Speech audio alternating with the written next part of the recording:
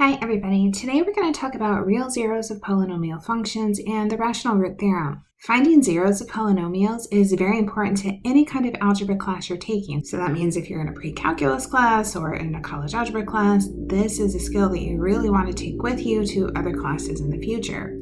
Because it's important and because it's a lot of information, I'm going to break this up into a couple of different videos for you. So first we'll just talk about what it means to have a zero, then we'll build up into finding real zeros, and then we'll look at complex zeros. So I'll have multiple videos to get this done. So let's quickly review the definition of a polynomial. A polynomial function can be written in the form f of x is a sub n x to the n plus a sub n minus 1 x to the n minus 1 plus a sub n minus 2 x to the n minus 2 plus a1 x1 plus a naught. Remember, those n's have to be integers greater than or equal to 0. So I don't have negative exponents, I don't have decimals, I have these nice integers as my exponents. The a's, the coefficients, are real numbers, and we just have this restriction that a sub n can't be equal to 0. What that means is we might be missing some terms. We might be missing some powers of x. That's okay. They could have coefficients of 0, but just the leading term won't be. Going back to the leading term, a sub n x to the n, I want to remind you, a sub n is the leading coefficient, and then n is the degree. So let's look at the zeros. Let's start with, if f of r is 0 for any real number r, then r is a real zero of f of x. So this means that if I plug in a number into my function and I get 0, that means I found a zero of the function. That immediately tells me that x minus r is a factor of the function. It tells me that r is an x-intercept of the graph of f of x, which comes back to r as a solution to f of x equals 0. Sometimes I think it's helpful to kind of write that out of like, how did that work? So let's think about if I got, let's say like if I had x is equal to 2, say that when I found f of 2 and I got 0, that means my x value is equal to 2. And if I just take this x equals 2 and I bring the 2 over to the left, I get x minus 2 is 0. This is why my factor is x minus r. It's bringing that number back over that makes the sign change. So it's important to think about flipping it all the time. So 2 becomes x minus 2. Let's say I had x was equal to negative 3. You can see that becomes 3, positive 3 as a factor. So think about that flipping as you're going between the zeros and the factor. So let's try this. Is x plus 3 a factor of x cubed minus 7x squared minus 4x plus 78? What we're going to do as a first try is we are going to divide x plus 3 into x cubed minus 7x squared minus 4x plus 78. What we want is to get a remainder of 0. That would show me this is a factor. So to start, I look at the x and I say it goes into x cubed x squared times. X squared times x is x cubed. Then x squared times 3 is 3x squared. Remember, you're subtracting, so you may want to distribute the negative sign. X cubes canceled, negative 7 minus 3 is negative 10x squared. Let's bring down the minus 4x and the 78. Now x goes into negative 10x squared minus 10x times. I get negative 10x squared minus 30x when I multiply the negative 10x times x plus 3. Again, subtracting, I might want to distribute that negative. The 10x squareds cancel. I have negative 4 plus 30. That's a positive 26x. Bring down the 78. X goes into 26x. We're going to say 26 times. 26 times x is 26x. And then 26 times 3 is 78. When I subtract, I end up with 0. So this shows me that yes, x plus 3 is a factor of x cubed minus 7x squared minus 4x plus 78. Now you might be looking at that and thinking that's really long. Is there another way? And I'm happy to tell you that there is. You should also know now that x plus 3 being a factor means that f of negative 3 should be 0 if x plus 3 is a factor. So what we could do is plug negative 3 into this polynomial and make sure that we get 0. So instead of doing factoring, you could just plug in the number. So you would have negative 3 cubed minus 7 times negative 3 squared minus 4 times negative 3 plus 78. And let's look at how we can let our calculator help us with that. I'll do it two ways. I'll use TI-84 calculator and I'll use Desmos to give you options. So in the TI-84 calculator, I would start by going to the y equals. If you have anything there, you want to clear it out. And we're going to enter our function. Now I'm going to go to the table. And if you don't have it set up this way already, where you can put in your own value, you can go to the table set, which is over window, and just change the independent to ask. That way, instead of seeing a whole list of values, we can put in exactly the value that we want, and it says it's 0. So this shows us that that is the answer. If you don't have a TI-84, that's okay.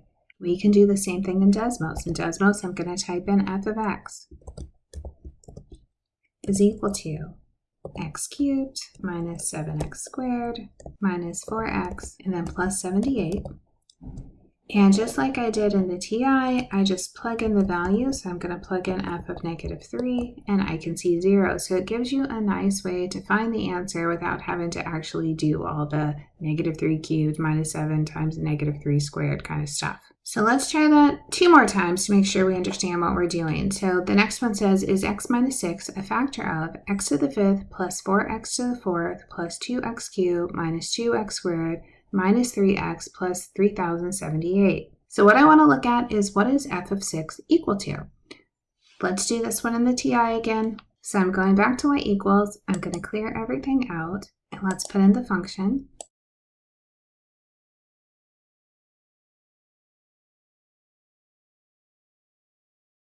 I have my function in, I'm going back to the table, and this time I want to plug in 6.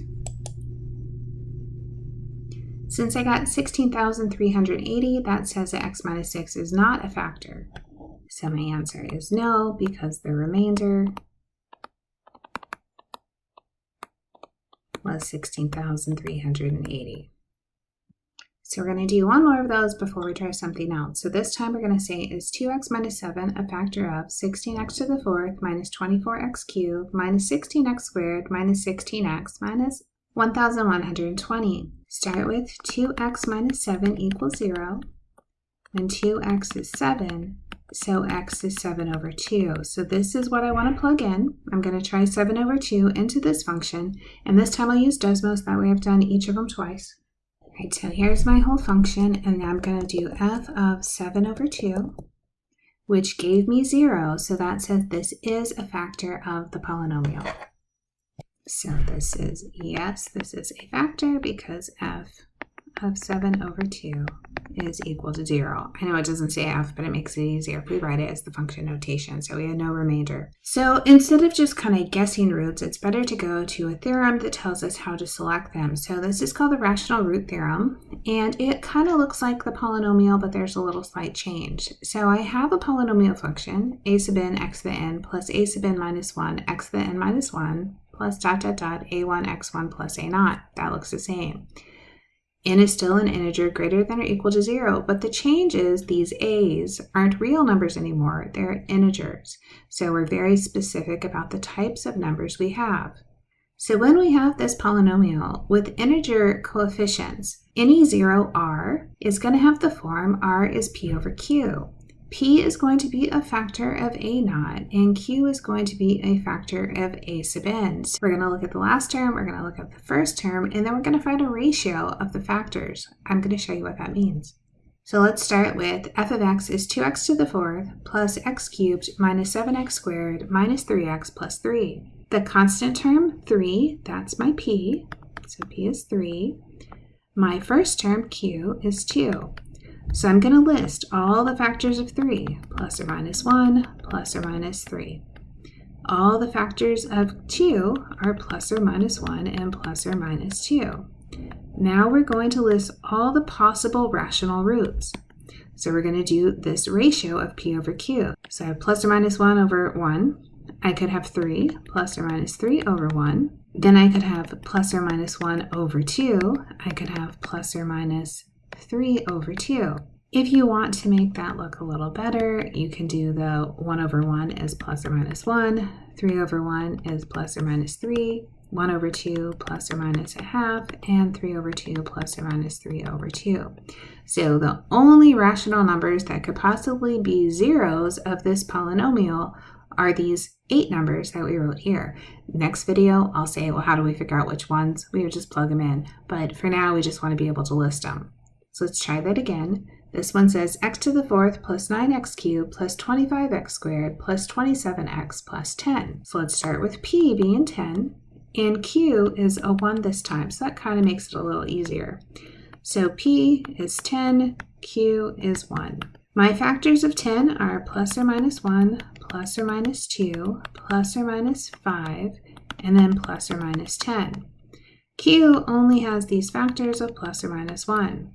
So when I do P over Q, I'm thinking I'm just dividing by 1.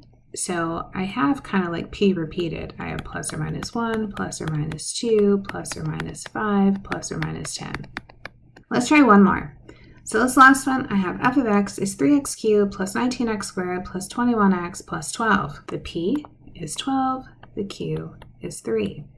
So let's write down p. P is 12. The factors are plus or minus 1, plus or minus 2, plus or minus 3, plus or minus 4, plus or minus 6, plus or minus 12. So I have a lot of them. Q, I have plus or minus 1, plus or minus 3. So my strategy this time, when I do my P over Q, I'm going to think, well, let's first time just divide everything by 1, which will leave it how it was. I have plus or minus 1, plus or minus 2, plus or minus 3, plus or minus 4, plus or minus 6, plus or minus 12. So that was the easy part, dividing by 1. Now I'm going to go back and I'm going to divide by 3. So I have plus or minus 1 over 3, plus or minus 2 over 3. When I get to 3 over 3, 3 over 3 is 1. I already have that, so I can skip it. I go plus or minus 4 over 3. 6 over 3 is 2, which I've already written down, so I can skip that. And then 12 over 3 is 4, which I also already have. So as you're doing it, you might find some repeats when you're doing the division. Don't write them twice. That just makes it even longer for you when you're doing the work. Notice now we have 2, 4, 6, 8, 10, 12, 14, 16, 18 different numbers that we will potentially plug in to start looking for these zeros. Because that's a lot, we'll come back and do that in another video. So this just kind of started with our basics of how do we know something's a zero, and then how do we know what numbers to start selecting. So make sure you watch the next video so we can actually find all the roots and write it in factored form.